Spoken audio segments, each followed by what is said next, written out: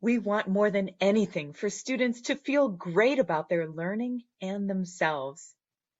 However, often students receive many flowers each day at school through compliments. Great job! Interesting! You're the best! Encouragement to try again. Look it over, reread, and you'll find it. Let's restart. And corrections. The answer is fix this, change that. However, giving students flowers only feels good for the moment. While flowers are beautiful, their roots are not very deep, and flowers don't last long once they've been transferred to another setting, like putting flowers in a vase. When we're teaching, we want to minimize the flowers in our feedback to students. Instead of flowers, we want our students to take away understanding as the fruit of their learning. Let's start growing the fruit of student understanding through our feedback tree. Our feedback to students always begins at the roots. We ask clarifying questions to understand student work and responses from their perspective. For example, circle the most important part of your assignment, or what made you say that? What should I be sure to notice here? Once we understand what students are working on, we can value the specific qualities we see in the student's work. I see how you explained your idea using knowledge from your own experiences. Yes, you provided information. I heard the specific name in your response. After clarifying and valuing student responses from the student perspective, our students are ready to hear more feedback. Next, we provide strong branches of concerns with several leaves of suggestions that support students in improving their work.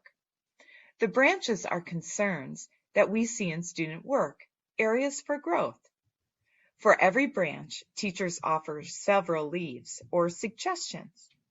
For example, I'm concerned that people will struggle to know where your thoughts begin and end in your writing. My suggestion is that you add punctuation to clarify where your thoughts begin and end. I'm concerned that the question is asking for evidence, so I would expect to hear evidence in your response. I would recommend rereading the text, looking for the specific facts to support your idea. Can you tell me what you heard was my concern with your current response and suggestion for your next step? Remember that leaves or suggestions that are not attached to a branch simply fall to the ground. Students need to see the concern so they can recognize the problem when they are on their own. Therefore, identifying the concern and making sure students can see the branch along with the suggestions is essential to growing understanding. After students provide the correct answer, we will want to push students to reflect on their thinking work that led them to the improved response. This push to the learning beyond the task results in our apples, learning that students can take with them and use in many different ways. There are at least 4 different types of thinking that lead to those apples of student understanding, including learning, generalization, transfer, and metacognition. Learning happens when students identify the skills and knowledge they are taking away from the experience.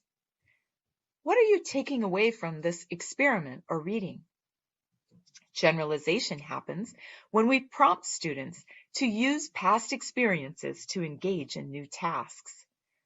What seems familiar when you look at this task?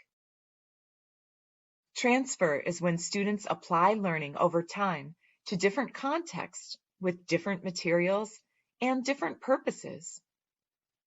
Let's take your approach from this task and try it out on another task. Finally, metacognition is when students build their awareness of their own thinking. We ask our students to explain their plans, how they found errors, what made them make changes in their responses, and reflect on the outcomes of their decisions. I noticed you were curious when you were asking questions. So when we minimize the flowers of feedback, such as compliments, try again, and corrections, and instead grow understanding by using our tree from clarifying, valuing, offering concerns and suggestions, and pushing to that learning beyond the task, we will lead students to understanding that lasts a lifetime. So set forth and start growing your trees of understanding by expanding your library of Agile teaching practices.